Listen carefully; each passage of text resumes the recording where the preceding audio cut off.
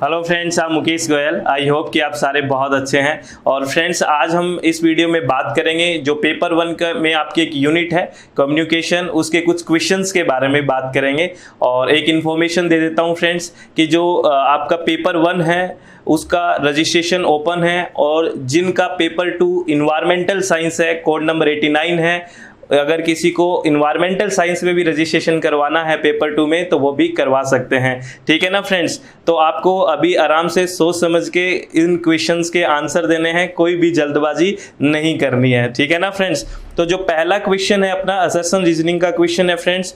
तो इसमें क्या है, कह रहा है कि एक classroom communication is pre decided by social and institutional demand. Assertion क्या कह रहा है कि जो क्लासरूम में कम्युनिकेशन होता है, क्लासरूम में जो संचार होता है, वो प्री डिसाइडेड होता है बाय किसके द्वारा? सोशल और इंस्टीट्यूशनल डिमांड के, यानी कि सामाजिक और जो संस्थागत मांग है उसके अनुसार ही क्लासरूम कम्युनिकेशन होता है। असर्शन ये कह रहा है। इसके पीछे रीजन क्या कह रहा है कि जो पॉजिटिव एजुकेटिव एक्शन है वो should guide learner to acquire knowledge of social significance. ये कह रहा है कि जो पॉजिटिव एजुकेटिव एक्शन क्या होने चाहिए, कैसे होते हैं? सकारात्मक एजुकेटिव एक्शन जो सोसाइटल सिग्निफिकेंस यानी कि सोशल सिग्निफिकेंस के लिए नॉलेज को एक्वायर करना, ग्रहण करना। ठीक है, यानी कि ए कह रहा है कि जितना क्लासरूम में कम्युनिकेशन होता है वो प्री डिसाइडेड होता है किस से? सोशल एंड इंस्टीट्यूशनल डिमांड से। इसके पीछे रीजन ये कह रहा है कि जो पॉजिटिव एजुकेटिव एक्शन है उसका क्या गाइड करने का मकसद होना चाहिए? उनका होना चाहिए acquire knowledge of social significance, यानी कि सामाजिक सिग्निफिकेंस वाली महत्वपूर्ण, यानी कि जो समाज के लिए महत्वपूर्ण हो उसी के लिए यानी कि एजुकेट करना चाहिए, यानी कि इस तरह से लर्नर को गाइड करना चाहिए। ये बात कह रहा है। तो क्या ए और आर दोनों ठीक है? ए जो आर है वो ए का सही रीजन है क्या? आपको इसके बारे में आंसर करना है। इसी क्वेश्चन को फ्रेंड्स मैं हिंदी में दिखा देता हूं। ये क्या है? ये क्वेश्चन क्या कह रहा है कि एक क्लासरूम कम्युनिकेशन सामाजिक और संस्थागत मांग से तय होता है, और आर कह रहा है कि सकारात्मक शिक्षा प्रक्रियाओं को शिक्षार्थियों को सामाजिक महत्व का ज्ञान प्राप्त करने के लिए मार्गदर्शन करना चाहिए। ये हिंदी में है, तो इसका आपको आंसर करना है, और इसका आंसर मैं कर देता हूं फ्रेंड्स। आप लोगों ने सोच लिया होगा, ए बिल्कुल ठीक है, क्योंकि जो भी हमारी कम्युनिकेशन होता है क्लासरूम में, आपका इंस्टीट्यूशनल डिमांड क्या है, आपकी सोशल डिमांड क्या है, उसी के अकॉर्डिंग होता है। इस बात को आप समझते हो। और इसके पीछे रीजन क्या होता है? इसके पीछे कारण ही ये होता है कि हम सोसाइटी के लिए, यानी कि जिस सोसाइटी में, जिस समाज में रह रहे हैं उसके महत्व सिग्निफिकेंस के लिए हमें लर्नर को गाइड करें। इसीलिए तो ऐसा किया जाता है, इसीलिए तो वैसा कम्युनिकेशन होना चाहिए। कैसा? जैसा या किससे डिसाइड होना चाहिए? Pre decide social and institutional demand से। तो ए ठीक है, और इसके पीछे जो रीजन है वो भी ठीक है। तो इसका आंसर क्या जाएगा? ए और R true, and R is a correct explanation of A. मेरे को एक बात बताइए, आपको समझ में आ गई क्या मैं क्या कह रहा हूं? मैं ये कह रहा हूं कि जो भी क्लासरूम कम्युनिकेशन होता है वो प्री डिसाइडेड होता है सोशल और इंस्टीट्यूशनल डिमांड से। क्यों होता है? इसका कारण ये होता है कि जो पॉजिटिव एजुकेटिव एक्शन होता है उनका जो क्या है, उनका गाइड किस तरह से गाइड करना है लर्नर को? Acquire knowledge of social significance, यानी कि जो भी नॉलेज ग्रहण कर रहे हैं वो सोशल सिग्निफिकेंस के लिए हो।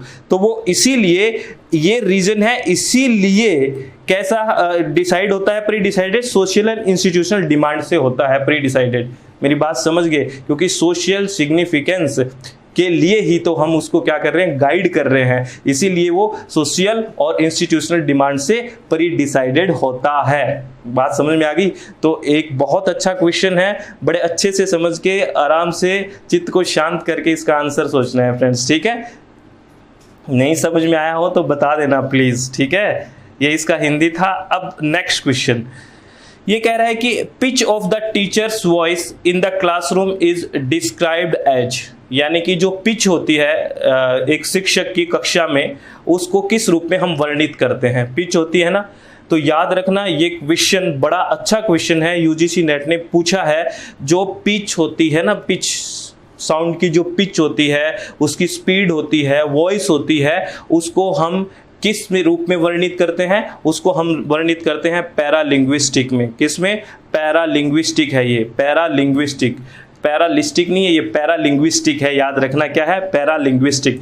बहुत अच्छा क्वेश्चन है, यूजीसी नेट यहाँ से क्वेश्चन पूछ चुका है, प्लीज इसको ध्यान रखना। जो पिच होती है, जो स्पीड होती है, जो वॉइस होती है, उसको किस में वर्णित करते हैं, उसको डिस्क्राइब किस में करते हैं, पैरालिंग्विस्टिक में। किसमें, पैरालिंग्विस्टिक में करते हैं। तो आप मुझे कमेंट बॉक्स में आप ये बताइए कि पैरालैंग्वेज क्या चीज है। ये तो मैंने बात की पैरालिंग्विस्टिक की, क्या कोई डिफरेंस है पैरालिंग्विस्टिक एंड पैरालैंग्वेज में? अगर डिफरेंस नहीं है तो क्या बताइए कि नहीं है, अगर है तो बताइए कि क्या डिफरेंस है, पैरालैंग्वेज क्या है, ये आप मुझे बताइए। ठीक है ना फ्रेंड्स, आगे बात करते हैं नेक्स्ट क्वेश्चन की।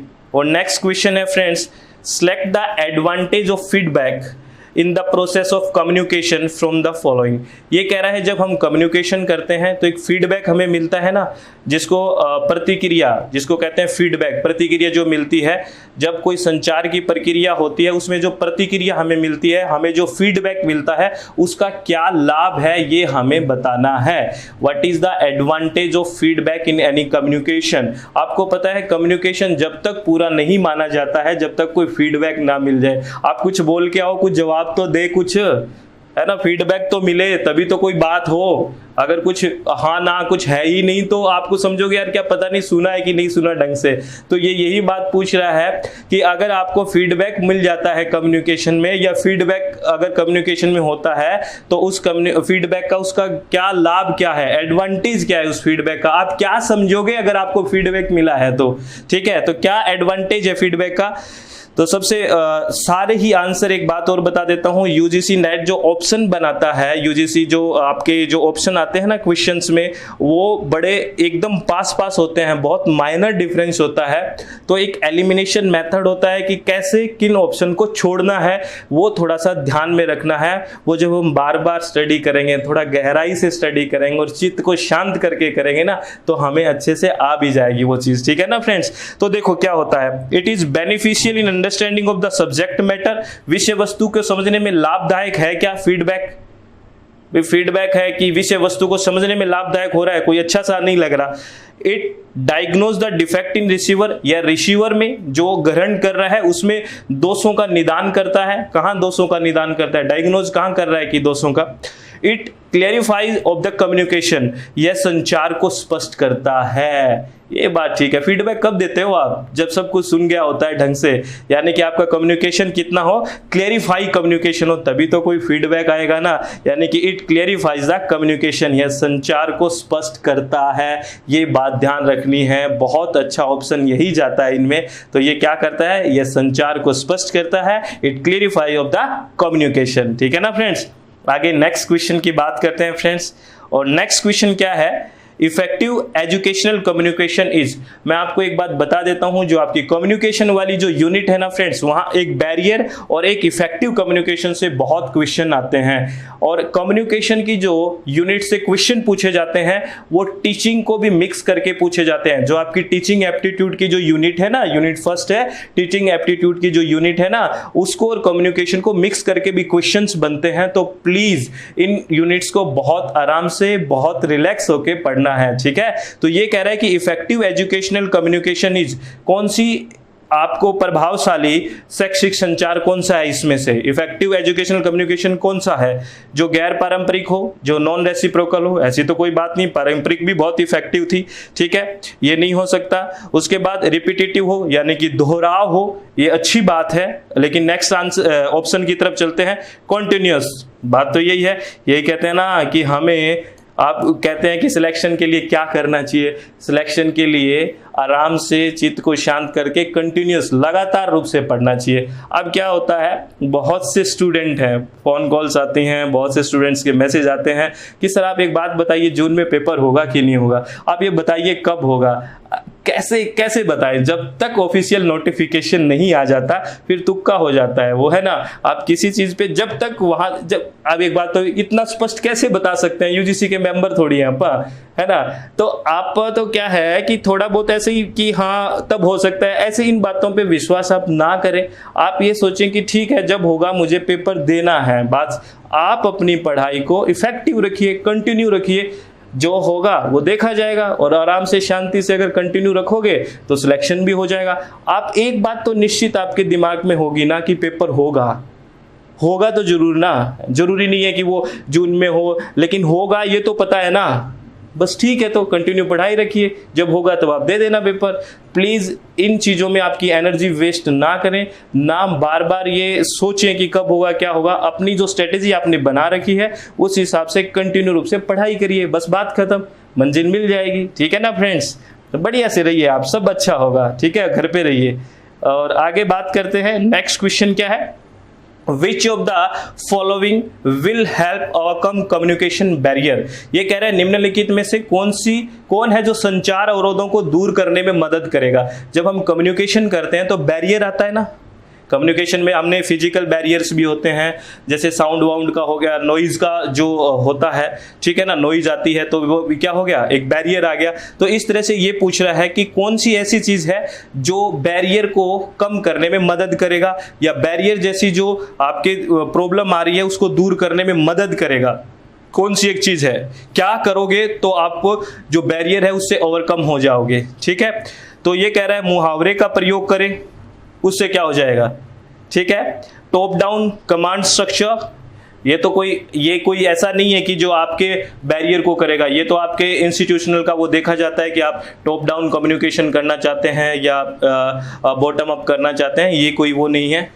नेग्लेक्टिंग सेमनेटिक नॉइज, शब्दार्थ शोर की उपेक्षा नहीं कर ही नहीं सकते आप कैसे किसी शब्दार्थ जो शोर होता है, सिमनेटिक नॉइज होता है, उसको कैसे नेग्लेक्ट कर सकते हैं। ये तो बहुत बड़ा बैरियर है। आपको एक बात मैं बता दूं, आरएएस राजस्थान एडमिनिस्ट्रेटिव सर्विसेज के प्री में क्वेश्चन पूछा गया था कि लैंग्वेज संबंधित बैरियर कौन सा होता है, सिमनेटिक बैरियर, भाषाई या शब्दार्थ संबंधित, ये पूछा गया था क्वेश्चन। यहीं से भी ऐसे ही घुमा फिरा के क्वेश्चंस बनते हैं फ्रेंड्स। ठीक है, तो इसका आंसर बेस्ट कौन सा बच गया, फोकस्ड लिसनिंग, यानी कि ध्यान केंद्रित सुनोगे ना आप। जैसे अब आप वीडियो सुन रहे होंगे तो बिल्कुल फोकस होके सुनोगे तो जो भी बैरियर है आपका वो दूर होगा।